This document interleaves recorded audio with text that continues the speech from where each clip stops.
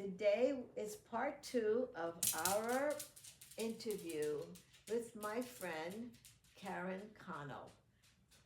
Now, if you haven't heard the first half, I would strongly suggest that you stop right now and listen to the last video that we did. So, Karen, thank you so much for coming back. And My pleasure. I got a lot of great responses from people. They are really, really rooting for you, and they want to know what happened. We're back at the little house that I rented.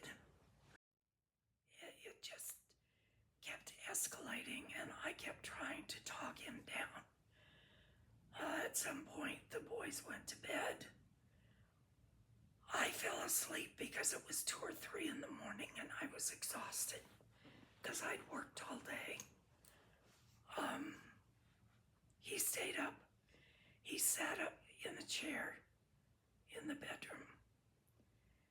And when I got up the next morning,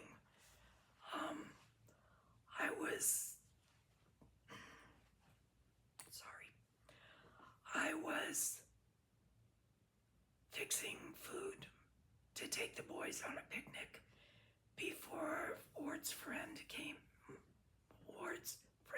mother came and picked him up at the park. And I suggested to Michael that he leave, that it wouldn't be good for his friend's mother to see him. And so I went in to get myself ready. I took a shower. I washed my hair. I was getting ready.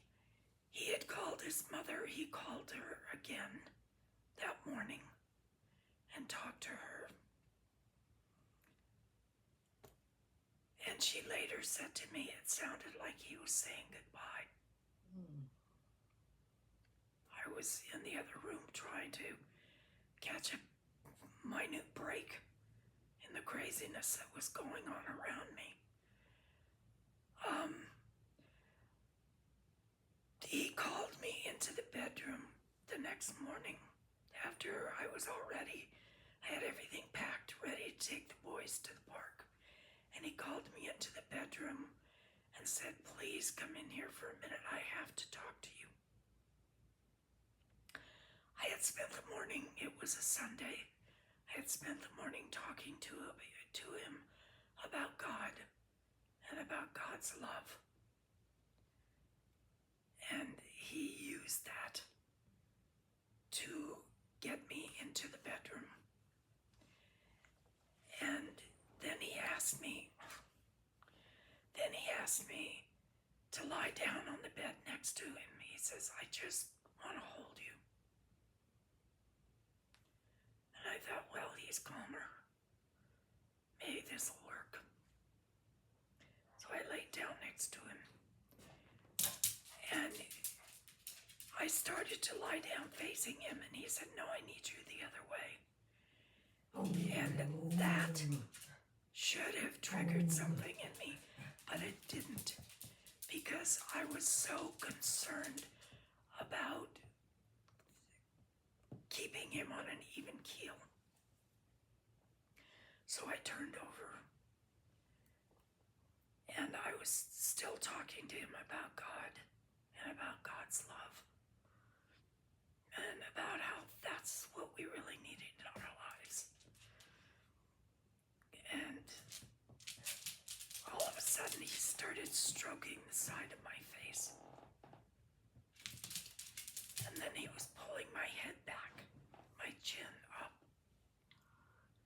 And I started to turn to him and say, "It's hard to talk that way, don't do that." "No," he says, "I need you that way." Still, I didn't get any alarm bells, and I should have, but I didn't. So I turned around and he started stroking my face again, pulling my chin up higher. And I started to turn to him once again, and saw the knife. It was a serrated butcher knife that he'd taken from the kitchen, and that my son much later said we saw him take the knife into the bedroom. At any rate, at that point, I started to pull away. He threw his leg over me to hold me in place, and he slashed my throat. He got up, and he grabbed me and he pinned me to the floor. I was on my back, and he had the knife held to my chest. And at that point, I was holding the blade and saying, Michael, why are you doing this? And at some point, my son heard a strange noise. He was yelling at him. He was saying, stop it, you're hurting my mom. Look at all the blood. But I knew if I stayed in that house, I would die. Didn't occur to me that I was already dying. And I passed out. And when I came to, I thought that I had just dreamt everything. That I was lying in the sun drying my hair.